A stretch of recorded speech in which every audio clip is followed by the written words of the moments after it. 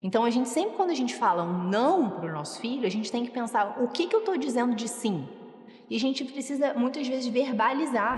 O mínimo que você precisa saber, fazendo referência, obviamente, àquele livro do Olavo, o mínimo que você precisa saber para não ser um idiota, o mínimo que você precisa saber para ser uma mãe atenta e para orientar bem os seus filhos. Então, essa é a ideia, tá? Então, vão ser 7 itens. Primeiro, então isso, são coisas que eu faço, acho que todos os dias eu faço isso na minha casa, tá? Quando você disser não, seja firme no não. Então, é comum as mães, os pais, falarem não, e de tanto que a criança fica, mas pai, mas mãe, mas poxa, nanã, os pais vão lá e cedem, né? Ou então, dizem não agora, e aí amanhã já pode, né?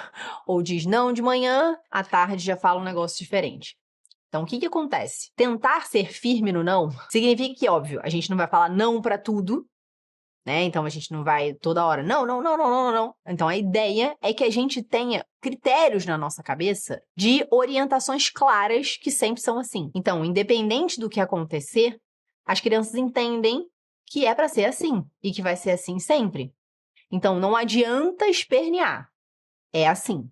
Ou seja, são como que estacas firmes que eu decido de regras e de hábitos que vocês, como boas alunas da comunidade, sabem que não são regras e hábitos tiradas da minha cabeça, mas são regras e hábitos que têm um motivo de existir, que elas têm uma intencionalidade educativa e que, por isso, eu sigo essas regras. E, normalmente, essas regras que são, tipo, regras chaves, elas são regras que eu mesma sigo. Ou seja, são regras que me levam a uma virtude, que é uma virtude que também é desejável a mim alcançá-la. Então, isso faz com que os meus filhos não percebam como algo tirano da minha parte. A senhora pode, mas eu não posso, né? Mas algo que, caramba, isso é algo que eu também corro atrás disso. Eu também procuro viver assim. Então, isso faz com que os nossos filhos encontrem coerência. Então, isso faz com que, quando o nosso sim for sim, que o nosso sim seja sim e que o nosso não seja não. Isso, nossa, diminui o estresse demais. Porque eles sabem que, ao falar sim ou ao falar não, vocês refletiram sobre isso. E vocês têm uma intencionalidade educativa. E que vocês não vão ficar mudando a todo momento. E que não adiantar a criança ficar se esgoelando, se esperneando, nananã, que você vai mudar de ideia. Isso ajuda demais na educação dos nossos filhos, tá? Então, eu vou dar aqui um exemplo bobo, mas que serve para vários exemplos. Chega 2 horas da tarde e a criança fala, Mãe, posso comer biscoito? o que tem que passar na sua linda cabecinha materna? As regras que você tem na sua cabeça. Regra número 1. Antes de lanchar, eu preciso comer uma fruta. Então, antes de que eu coma um biscoito, se fosse a hora do lanche, eu precisaria comer uma fruta antes. Então, essa é uma regra na minha casa.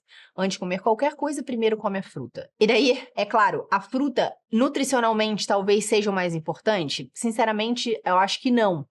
Porque o carboidrato e a proteína nutricionalmente são mais importantes. Mas virtuosamente ela é importante. Ou seja, é importante que as crianças comam frutas que, em geral, as crianças não gostam tanto, então ali elas conseguem exercer a sua fortaleza e exercer a sua temperança e não comer apenas o que ela gosta. Então, a fruta vem antes, tá? Então, depois ela vai comer e, em geral, o carboidrato e a proteína são mais gostosos, então é mais fácil da criança comer. Tá? Então, a fruta vem antes. Depois, não comemos entre as refeições. Então, você tem isso na sua cabeça. Por que não comemos entre as refeições? Eu também não como entre as refeições. Por quê? Porque isso é importante para uma ordem interior. Isso é importante para que eu viva a minha temperança. Isso é importante para a mortificação dos meus sentidos. Ou seja, eu consigo sentir fome e falo, não vou comer agora. Eu vou comer na hora do lanche. Isso é importante, cara, sério. Quantos adultos não conseguem fazer isso? Então, eu consigo olhar para a comida como algo que me alimenta e algo que é de convivência social, e não como uma finalidade em si. Então, eu não como entre as refeições. Eu também não como entre as refeições. Beleza? Em relação à fruta, eu como o que a minha nutricionista manda.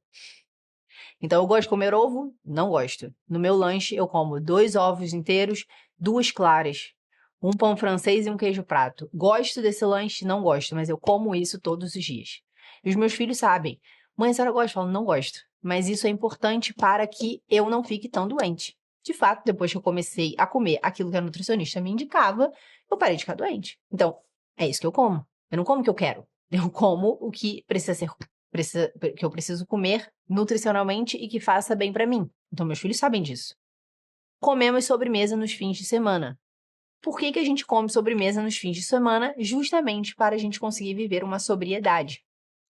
A gente, hoje em dia, tem uma boa condição financeira. Então, os nossos filhos têm muitas coisas a seu dispor. A gente precisa que eles vivam uma temperança, um negar algo. Poderia comer sobremesa? Poderia. Mas a gente vai fazer isso no final de semana. Então, a gente não faz isso usualmente. Uma outra forma da gente viver a temperança na minha casa é a gente beber água à noite em vez de beber um suco. Então, são formas que eu encontrei, eu e o Ítalo encontramos, daqui dos nossos filhos. Bem, tem disponível, mas não vamos usar. Então, isso também forma o nosso caráter, tá? Então, eu tenho isso claro na minha cabeça. Então, meu filho pede, posso comer um biscoito? Eu vou avaliar todas as regras na minha cabeça. Aí eu vou falar, não pode. Não está na hora do lanche. Se tivesse na hora do lanche, primeiro você teria que comer a fruta.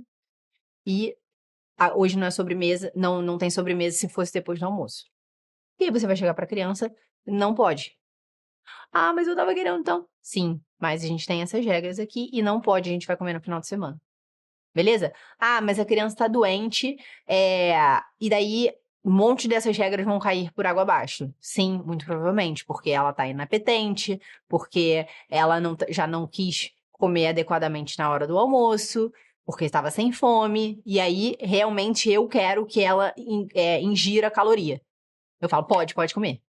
Então daí eu explico pra ela.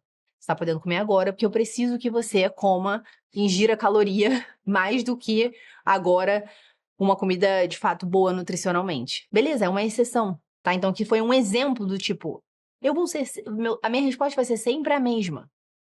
Por quê? Porque eu tenho todas essas regras, que essas regras têm uma intencionalidade educativa em cima de cada uma delas. Elas não são da minha cabeça. Eu mesma sigo essas regras, entendeu? Eu mesma vivo a temperança. Eu mesma bebo água à noite.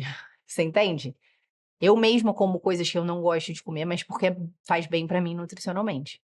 Então, a gente tá todo mundo ali seguindo uma regra e eu tô ajudando a que os meus filhos sigam isso também para o bem deles.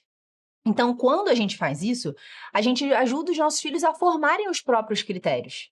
Ou seja, eu tô fazendo com que eles tenham bons hábitos e eu tô negando algo que às vezes as pessoas falam, Puxa, caramba, qual o problema de comer um biscoito? assim, se você pensar isoladamente, não tem nenhum problema. Mas você entende toda a questão que tem por trás disso? E você está educando uma criança, está ajudando a que ela forme bons hábitos para depois ela conseguir usar bem a sua liberdade. Ou seja, lá na frente, quando ela precisar se privar de comer algo pelo seu filho, pelo seu marido, ou porque tem que trabalhar, ou porque para fazer uma dieta de acordo com a sua saúde, ela vai ter substrato para isso. Ela não vai ser uma frouxa.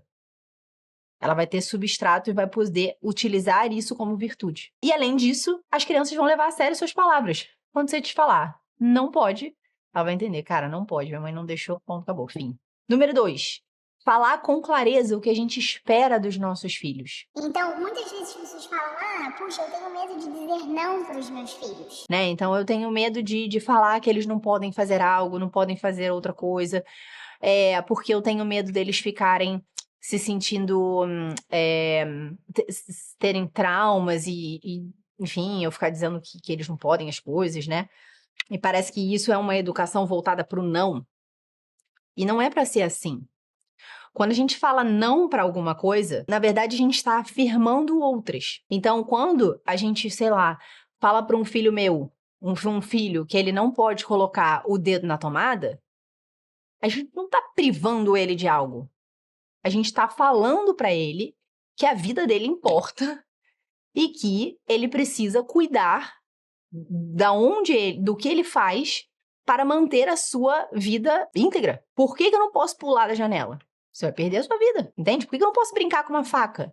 Porque você pode se cortar, você pode cortar as outras pessoas ao seu redor. Então, sempre quando a gente fala um não para o nosso filho, a gente tem que pensar o que eu estou dizendo de sim. E a gente precisa, muitas vezes, verbalizar e orientá-la como a gente gostaria. Gostou desse vídeo? Ele faz parte de uma das aulas que temos na comunidade Samia Marcili.